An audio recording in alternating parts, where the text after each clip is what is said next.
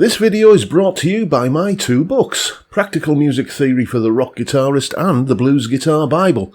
Want to learn about modes, harmony, scales, chord substitution and keys? Or maybe you're interested in supercharging your blues guitar rhythm and lead chops. Whatever you're interested in, I guarantee you will be hitting the fast lane to progress with either of these works. Both feature video demonstrations and tutorials, loads of tabs and jam tracks to play along with, and I promise you, everything is explained in crystal clear plain English. Check out the links in the description for more details. Hello chaps, welcome once again to John Robson Guitar Tuition. As always, I do hope you're well. Today being Wednesday, we would normally be taking a look at some rhythm guitar technique or other. I've been doing these Rhythm Wednesday videos now for quite some time. A little bit of an interruption for maybe a year or so, probably longer than that actually, where we kind of flipped over to viewers' questions.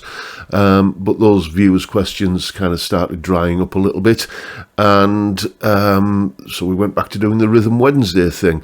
And I've just been having a little bit of a look at the topics I've covered since we started Rhythm Wednesday, some time ago. And I think I've pretty much covered everything, really. We've looked at power chords, we've looked at funk guitar, we've looked at basics of strumming, we've looked at kind of 8th note strumming, we've looked at 16th note strumming, chord substitution, triads, all kinds of stuff, pretty much everything. So, like, I was having a little bit of a think about, well, what am I going to do in Rhythm Wednesday this week? And I thought, well, it's all pretty much covered. If there's anything that I haven't, then do please let me know. So what I thought I'd do today, just to kind of have a little bit of a diversion from the rhythm guitar stuff, is to look at the adjacent topic of chord sequences.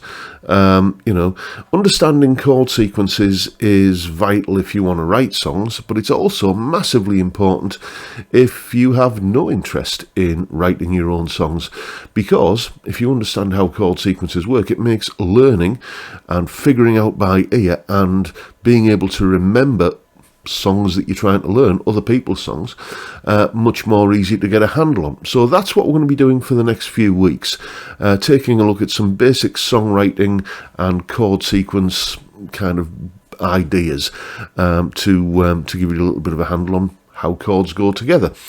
Here's a little piece of music that I cooked up earlier, well, I think it was yesterday, and where I'm using quite a useful little bit of information on knowing which chords go together. It sounds like this.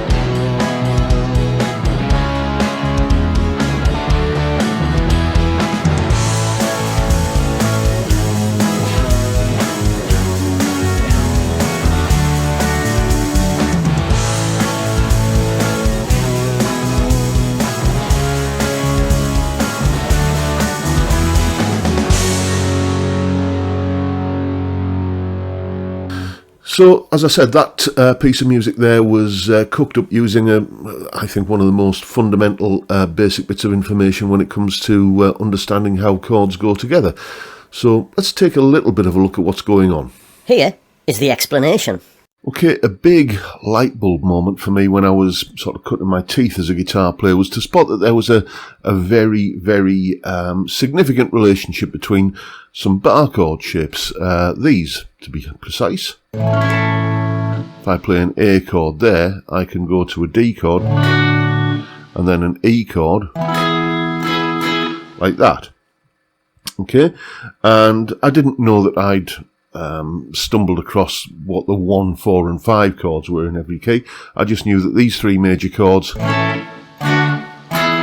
always seemed to crop up together. The only difference was like which fret you started at. So there I'm kind of starting on an A chord, but it's the same thing if I was to start down here on an F chord or up here on a C chord. Like that. That little kind of relationship between those bar chord shapes seemed to be in all of the songs I was learning. When I first started learning to play the guitar, it was because I wanted to play old school 50s rock and roll, and that pretty much sums up everything in that genre, really. The other realisation that I had was that every major chord, let's take this A major, has a relative minor. And the way you find that is by taking your major chord shape down 3 frets, 1, 2, 3, and turning it into a minor. As you can see, this chord shape here is basically an E chord, an E major chord, that I'm moving up and down the neck. So all I've got to do to make this into a minor is turn this major chord shape into an E minor by lifting that finger. And what I've discovered there is that the A chord goes down 3 frets, turn it into a minor. That's the relative minor of A major, which is F sharp minor. And if I do the same thing with this chord shape here, there we go, play it like that, and move that down 3 frets, 1, 2, 3, make it into a minor, because that's basically making it into like an A minor shape and barring that up the neck. Then I get the relative minor of this chord. We know this chord is a D, and this is a B minor. Do the same thing with the E chord, down 3 frets, turn it into a minor. I've now got the relative minor of the E chord, that is C sharp minor. So basically I've got 3 major chords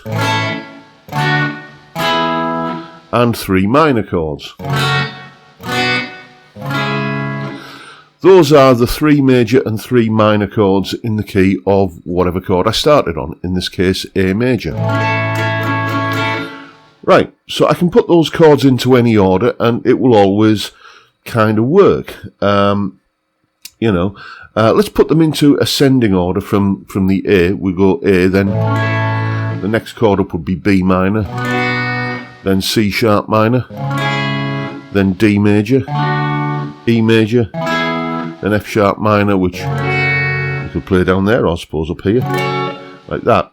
What we've got there are the 1, 2, 3, 4, 5 and 6 chords in the key of the chord that we started on, which is, as I said, A major. There's one other chord in every key, but we're not going to bother about that now. It's essentially, we look at the chord that we started on, A, we go down 1 fret from that, there's a diminished chord, or a half diminished chord, that is based upon the note 1 fret below your root note. But we're not going to worry too much about those for now. Just have some fun writing songs using a mixture of those 3 major chords and their minor relatives, which are all found 3 frets below. And that's basically all I did in that little demo piece at the beginning. I started off but just, I think, on the F sharp minor chord and then just went through various combinations of those 6 chords: A, D, E, F sharp minor, B minor, C sharp minor. So that takes care of a major key. What if you want to write something in a minor key? Well, it's precisely the same. All you got to do is think, well, okay, the kind of tonic chord of this key, as we call it, the A major, has a relative minor. That's F sharp minor. Well, that's the tonic chord of the minor key. So if you want to write something in a minor key, just go to your relative minor of whatever your major key chord is, if you like, and do the same thing there. So you could kind of write something F sharp minor, B minor, C sharp minor. There's your 3 minor chords in the key. Mix in a few of the major chords just to kind of give it a little bit of variety, but kind of make everything resolve back to the F sharp minor. In that demo piece at the top of the video, that's what I did. I had like a verse and a chorus section of the tune. The verse section was kind of more towards the F sharp minor chord, and therefore in the key of F sharp minor, and the chorus sections were resolving up to the A major. That's a handy little songwriting trick to create a little bit of contrast. Have a verse that's maybe in the minor and a chorus that's in the major, or vice versa, whatever pleases your ear. But that's a little guide to get you started on knowing which chords will go together in any key. Now you know what to do. Go away and have some fun with it. And as always, you'll find a full tab for that piece of music that we kicked off with in both Guitar Pro and PDF formats. That explanation you've just seen there, the video of me playing that piece of music, and an extended version of the piece of music so you can use it as a jam track to have a little bit of a lead guitar noodle over the top of. All of that is up on my Patreon page. There's the address. Link in the description. As I'm sure you know by now, it's $3 or £3 a month, and you get access to all of these additional resources that go along with these YouTube videos. And of course, a massive thank you to everyone who supports me in that or any of the other ways, all of which are down in the description, including, by the way, a higher tier level of Patreon membership, $6 a month, and you get some reaction videos, and you get twice monthly hangout with me in addition to, and all the other tier 2 supporters, in addition to all of the tabs and jam tracks that I've just mentioned. So massive thank you to everyone who signed up for that, as I say, and everyone else who supports me in any of the ways that you'll find down there in the description. And that is pretty much it for today, folks. Hope you've enjoyed the video and found it useful in some small way, and if that's the case, please hit the subscribe button and the notification bell if you haven't already done so, and why not drop me a like as well while you're at it. Don't forget the live stream every Friday 5 PM UK time. We drink beer and talk about music and guitars and many other things. It's a fantastic way, I think, to kick off the weekend, and I'd love to see you there if you can make it. But for now, I'll bid you all a good day and say thank you so much for watching. Thank you for your time. Look after yourselves, folks. Stay well, stay safe, and above all, stay sane. Bye for now.